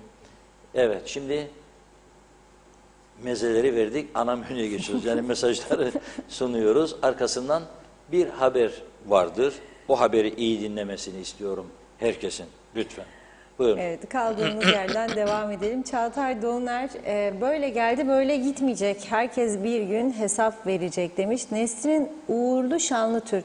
Kanserden söz ederken bir de baz istasyonlarını görmeniz lazım. Yalnız Hamitköy'de her 100 metrede bir baz istasyonu var. Bunların hepsi de kanser yayıyor. Lütfen bunu da gündeme getirin, önlem alınsın. Vedat Özkan Ankara'dan herkese iyi akşamlar diledi. Evet, yine üzücü rakamları gördüm. Ankara'da toptan su fiyatları şöyledir. Yarım litresi 1 lira, 1,5 lira diyor. 1,5 litrede 2-3 lira arasında. 5 litre su 5-8 lira arasındaymış. Evet, Soner Sabriler Londra'dan selamlar. Kuzey Kıbrıs'ta hangi parti başa gelse de hiçbir şey düzelmez. Sadece geriye gider. Huzurlu akşamlar sizlere. Hüseyin Koltan TV 2020 ekibi her şey gönlünüzce olsun. Saygı ve sevgilerimle hayırlı yayınlar diledi. Mehmet Aktunalar da Monsa köyünden bize iyi yayınlar dilemiş. Çok teşekkür ediyoruz. Kozan Yorgancı, belki bu bizi yönetenler onkoloji merkezine düşerler diyor. Çağatay Doğuner, cıtıpıcılar da hariç demiş. Onlar da heyecanlanmasın, onlarda da hayır yok diyor. Mehmet Uluçay ile bu koalisyon hükümeti halkı her gün yokluğa, fakirliğe doğru itmekte. Beyanat çok, icraat yok. Salih Muğlalı buzluklu arabalarla hijyenik bir şekilde Rum tarafından et ürünlerinin serbest alınması gerekiyor, serbest bırakılsın demiş. Sinan Yaşar, Türkiye'de 100 lira karkas dana eti, burada 180 lira. İzin versin Sayın Bakan, bu et fiyatları 170'lere düşer. Erol Topçu hayırlı yayınlar diledi. Kerime Doğal, her sabah Boğaz yolunda tırlar, buldozer ve mikserlerle yokuş çıkıyoruz. İniş iniyoruz, trafik polisleri ikaz dahi etmiyor. Çok yoğun bir trafikte hızlı bir şekilde virajda sürüyorlar. Çoğu da eski, dikkat çekmesi lazım. Fotoğraf da çektim, dilerseniz iletebilirim demiş Kerime. Tabii ki. Ramazan Zaza Aslan, her şeyi güzel anlatıyorsunuz demiş. Salı akşamları Halk Meclisi ne zaman başlayacak diye sordu. Kolay gelsin dedi. Erdal Yarkın da iyi akşamlar yazmış. Mehmet Hüdaverdoğlu, sayenizde bizim, Reşat Bey sayenizde bizim Gaziköy Dilekkaya yolu asfaltlama işi tamamlandı. Yol çizgileri daha yok ama buna da şükür. İyi yayınlar dilerim. Bu egemen ülkede doğruları dile getiren bir tek sizsiniz. Emeğinize sağlık demiş. Atilla Geçer, ben Türkiye'de diyorum herhalde en büyük bakanlık Tarım Bakanlığı olmalıdır. O işini yapmazsa ne asker sağlıklı olur ne de insan. 5 katlı hastane yapar durursun işte demiş. Daniş Altıntaş, her akşam seni dinlerim. Bu akşam 10 senedir aynı yerde duran çakıl yığınından bahsettiniz. Gelin görün eski Cengizköy'de nasıl yaşadığımızı. Özellikle bu eşsiz manzarayı görmeye sizi de davet ediyorum demiş. Numarasını da paylaşmış. Buradan ulaşabilirsiniz diyor. Turgay Gezen, Kıbrıs sorunu çözümsüz kaldığı müddetçe ne yazık ki bu sorunlar artarak devam edecek. Özkan Bişmiş, bu düzen bana dokunmayan bin yaşasın diyor. Hükümete kızıyor Özkan Bey. Hüdakan o da eleştirmiş. Ne demiş? Gittikleri yerde hortlasın diyecekler yazmış. Atilla Geçer, zifti kaynatsan olur mu şeker? Devamını siz biliyorsunuz diyor. Necdet Mavi Gözlü, meclisteki tüm milletvekillerinin tümü değişmedikten sonra bu kafalarla her geçen gün daha kötüye gideriz. Bir adım öne gitmeyiz. Afrikalılar ne olacak? Bu memlekette her geçen gün nüfusları artıyor. Kim dur diyecek? Her yer Afrikalı, Pakistanlı demiş. Memleket elden gidiyor. Yarın çok geç olacak diyor Necdet Bey. İyi akşamlar diledi. Hüseyin Kayardal, süpersiniz. Gurur bunların neyine acaba? Nilüfer Canova, şu anda Mausa'dan İskele'ye doğru gidiyorum. Yollar kapkaranlık, çemberler dahi görülmüyor. Adamın biri bariyerin üstünden atladı şimdi. Basılsa ben mi suçlu olurum? Ders vermek lazım, bariyer atlamak için değil diye. Sayar Aker, ah diyor, artık soru sormayalım, cevaplara yaslanalım.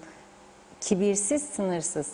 Televizyondan birkaç saat müzik, biraz siyaset ruhu dalgalandırır demiş. Tencere bugün de kaynar, patatesler oynar diyor. Son Vedat Özkan'ı da okuyalım. Belediye başkan adaylarını izliyor ve üzülüyorum. Hep küçük düşünüyorlar. Hiçbiri çıkıp da çöp arıtma tesisi, atık su arıtma tesisi, çöpten elektrik ve sebze üreteceğim demiyor. Projeler çok zayıf demiş Vedat Bey. Evet, devam edeceğiz. Reşat Bey buyurun. Evet.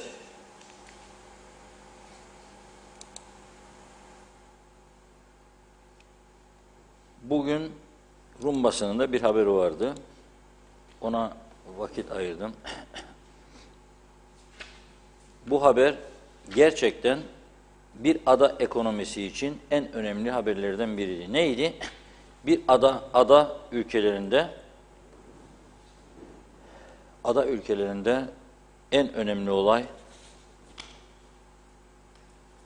turizmdir.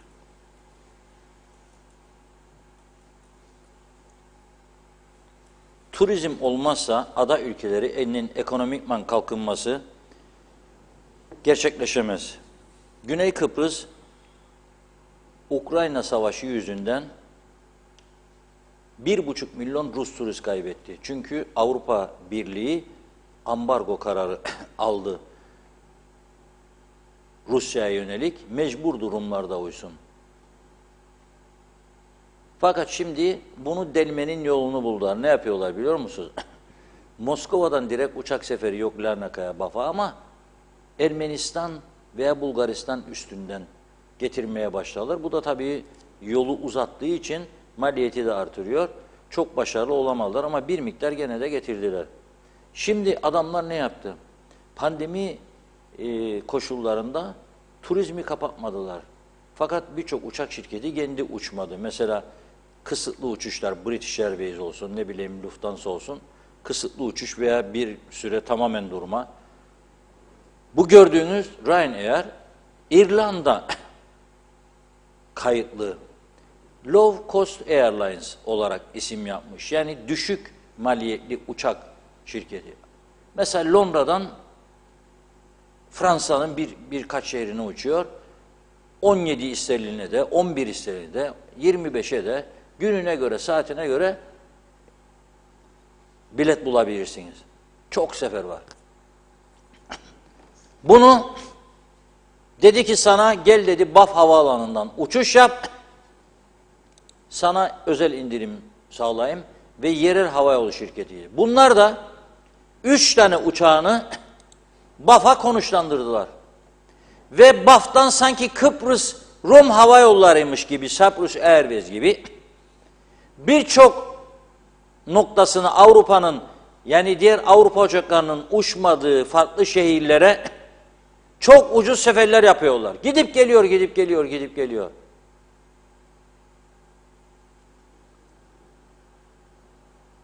Bu 2023 yılı programını açıkladılar. Ryanair'ın 4 uçağa çıkacak diyor Kıbrıs kökenli filosu. Günde 41 sefer yapacaklar Baf'tan. İyi dinleyin lütfen. Bir şirket 41 sefer yapacağım diyor Baf'tan.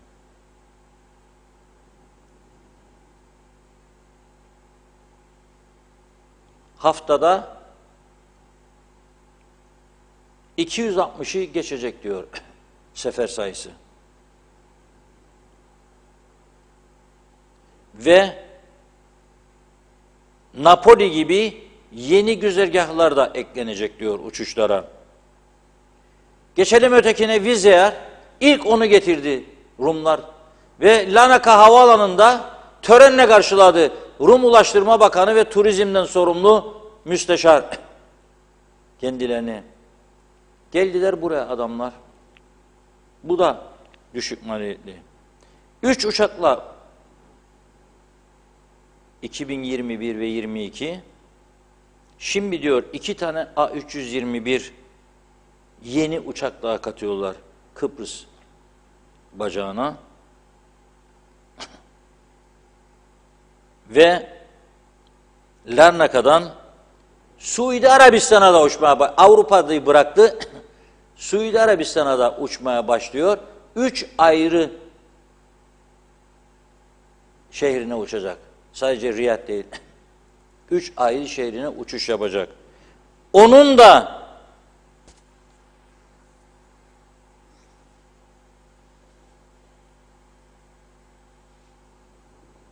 Larnaka'dan hareketli günlük uçak seferi 32 olacak.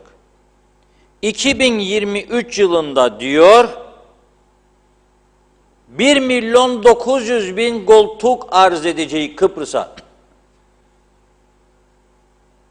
Hani bizim geliyordu bir uçak şirketi, ne yaptınız o uçak şirketine? Oradan engel, buradan engel. Bakanlar Kurulu'nda anlaşamamışlar. Düşünün siz, ülkenin ulaşımdan sorumlu bakanı teklif götürüyor, Turizm Bakanı destekliyor ama Bakanlar Kurulu onay vermiyor. Yok diyor. Kalsın bakalım.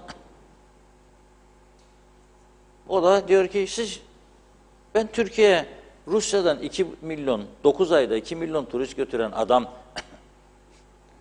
bizim nazımızı mı çekecek ya? Hadi gidin işinize dedi. Çekildi. Hadi gidin dedi. Vazgeçtim dedi. En büyük tehlikeyi söyledim, bir daha söylüyorum. Bakın, Kıbrıs karlı bir uçuş noktasıdır Ercan. Pegasus'a da, Türk Hava Yolları'na göre de. Ama yarın bir tanesi bile sadece yarı yarıya düşürdüm dese tamamen biter burası. Tamamen.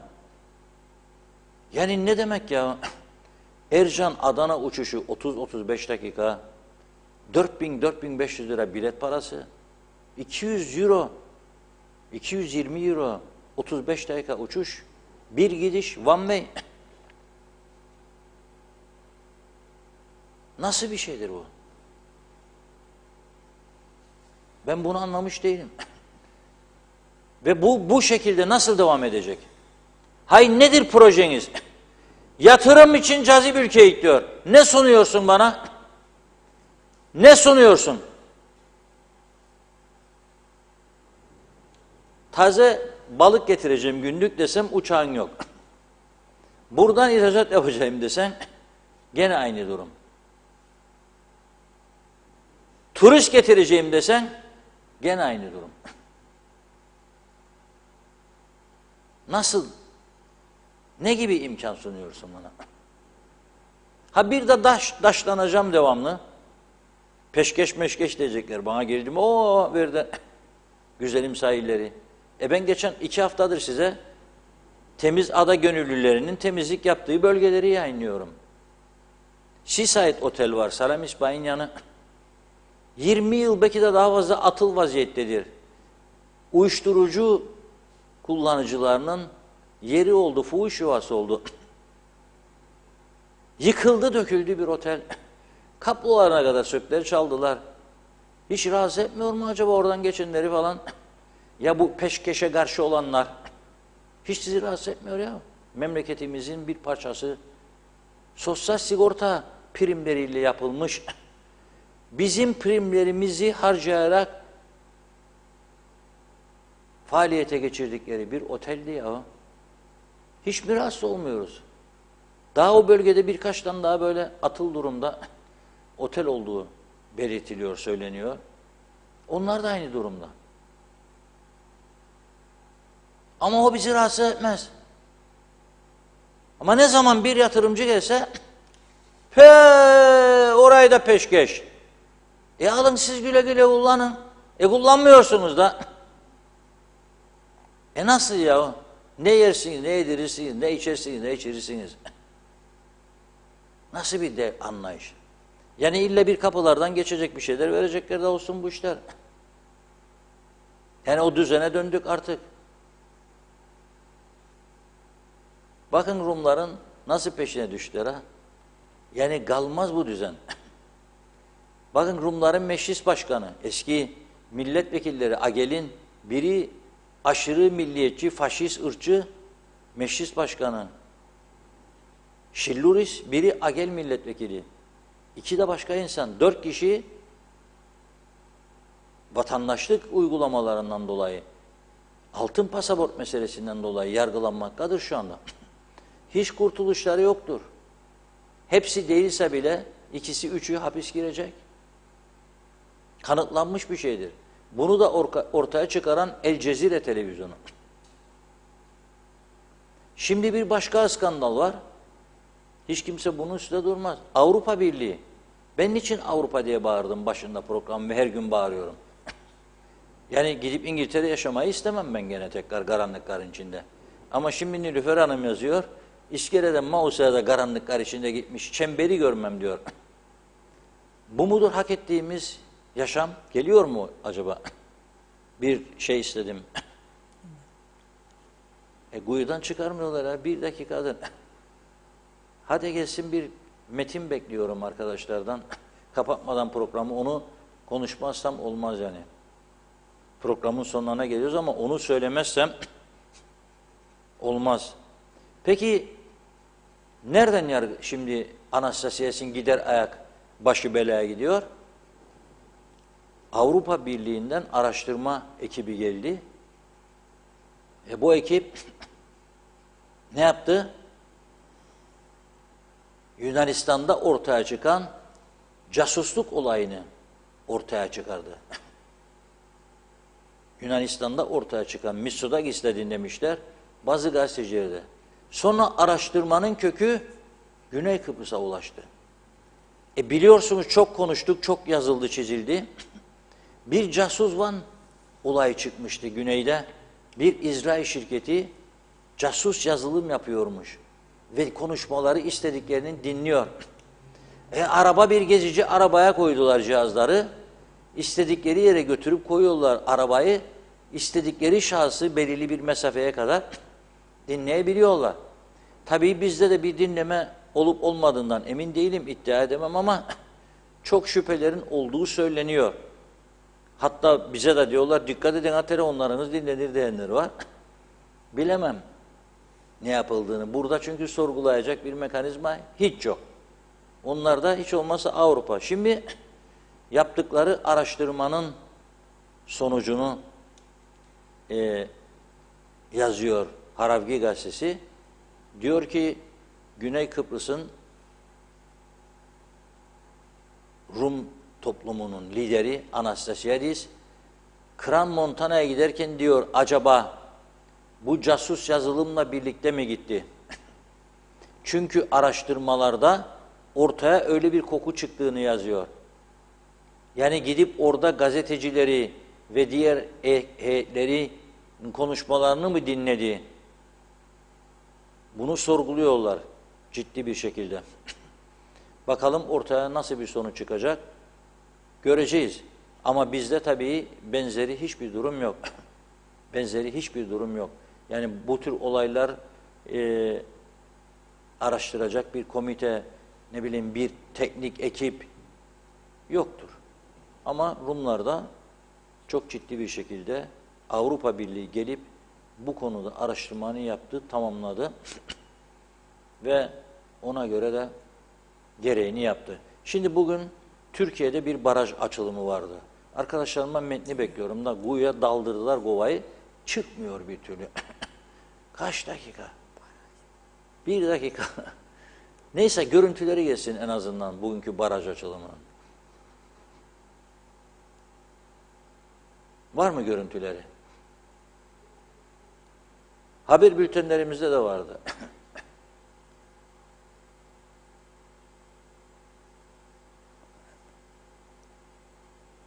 Geliyor. Bulamadılar. Geliyor görüntü. Geliyor mu? Geliyor, evet. Hadi bakalım. Geliyor. Sipariş verdik Az kaldı. Ali'ye. Bari gelsin Salih'e.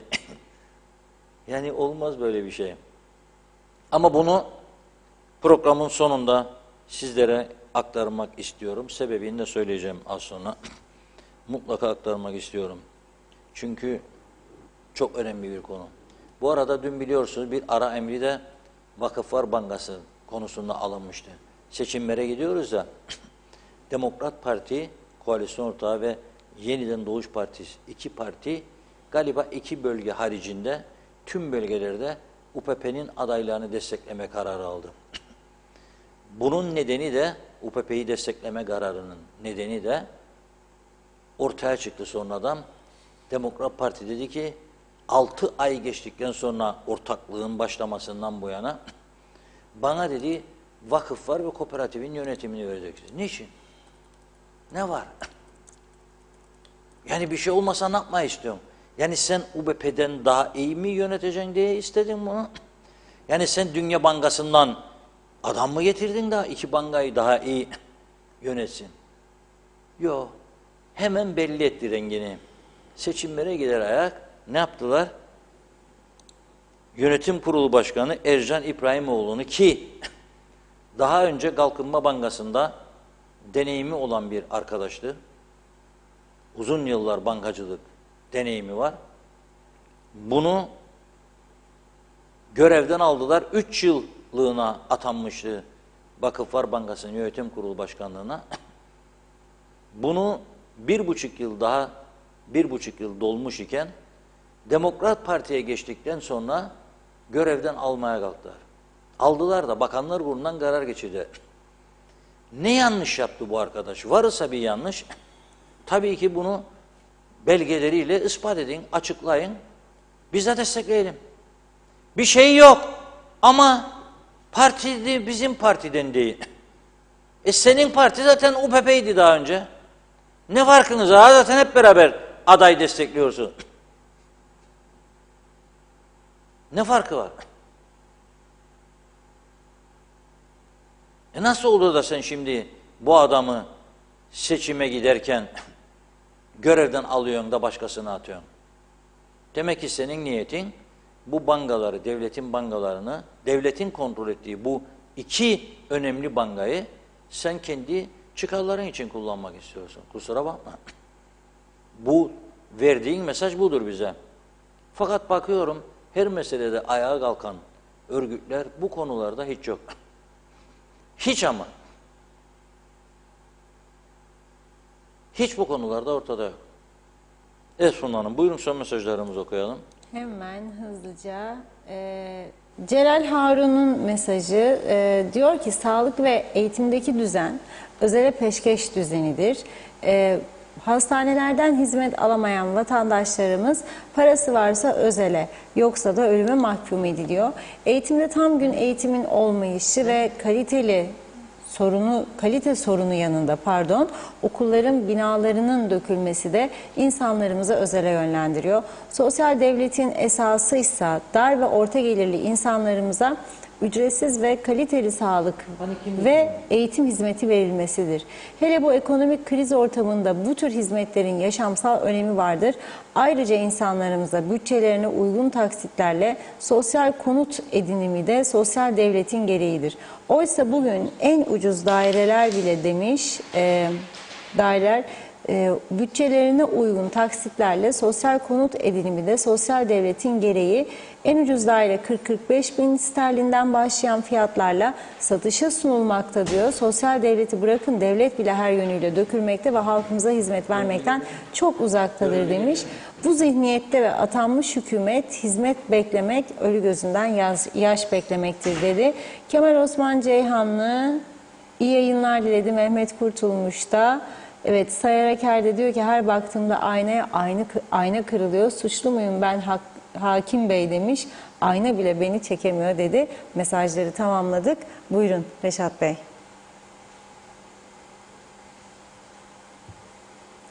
Evet.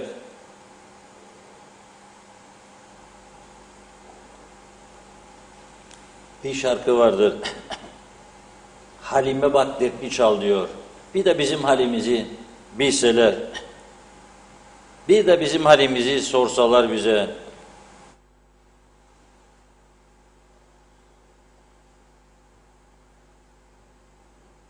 Nasıl gazetecilik yapıyoruz bu memlekette? Ne zorluklarla gazetecilik yapıyoruz?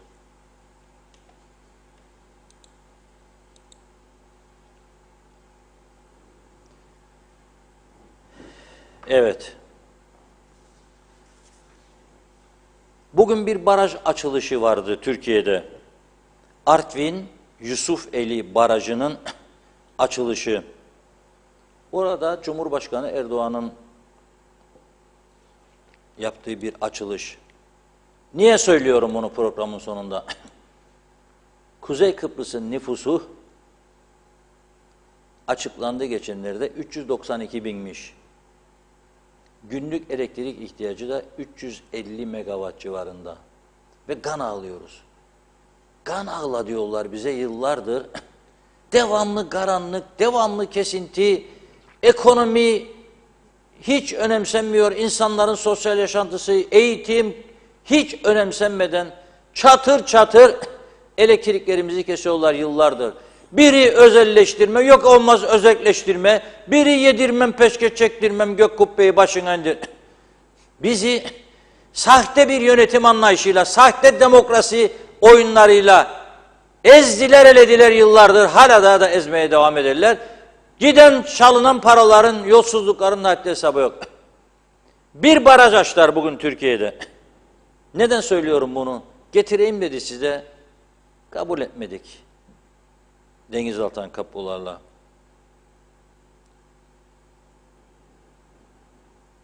...750 kilometre tünelin uzunluğu varmış, diyor Türkiye Cumhurbaşkanı Erdoğan.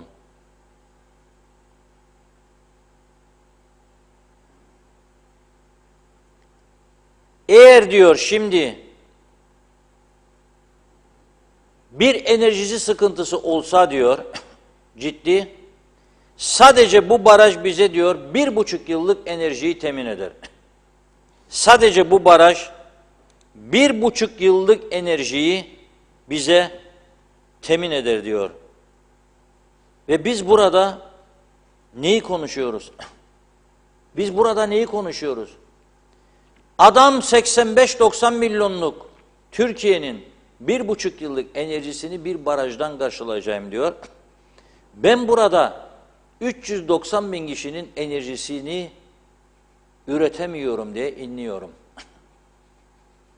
Yani evet, bir ülke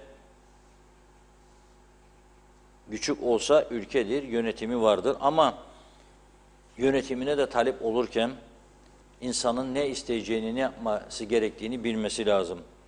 Ben olsam bu ülkeyi yöneten, Türkiye'den kuruş para istemem, getir bana elektriği derim. Getir bana elektriği, bir de bırak beni buradan, ne kadar sol direksiyon araba varsa bir defalığına hepsini, çünkü araba çöplüklerindedir o arabalar. Ama Türkiye'de kullanırlar, tamir ederler, parçasını kullanırlar falan, imkan vardır. Milyonlarca liralık araç atılıdır çöp mezarlarında. Ama böyle bir talebimiz de yok. Neyse, bugünlük bu kadar. Yarın inşallah yeniden birlikte olacağız. Güzel haberler olur inşallah. İnşallah. Çok teşekkür ediyoruz sevgili izleyenlerimiz. Programımızı burada noktalıyoruz. Yeniden görüşünceye dek hoşça kalın.